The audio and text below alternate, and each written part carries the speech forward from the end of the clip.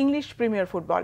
North London derby জিতে English premier লিগে দ্বিতীয় স্থান ধরে রেখেছে আর্সেনাল। রবিবার টটেনহ্যাম হটস্পারের বিপক্ষে জয় তাদের একমাত্র গোলে।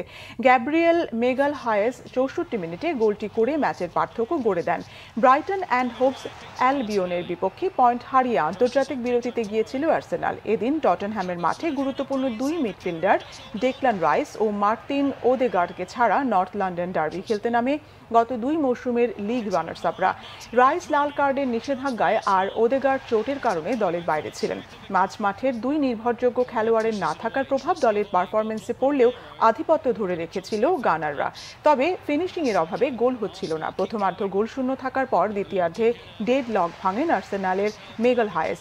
এই ব্রাজিলিয়ান ডিফেন্ডারের 64 মিনিটে করা গোলে জয় নিয়ে টটেনহ্যামের মাঠ ছাড়ে মিকেল আর্তেতার দল।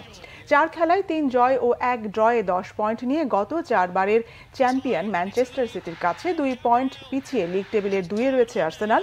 সমান পয়েন্ট নিয়ে নিউ ক্যাসল ইউনাইটেড গোল ব্যবধানে 3-এ, লিভারপুল 9 পয়েন্ট নিয়ে 4-এ অবস্থান করছে।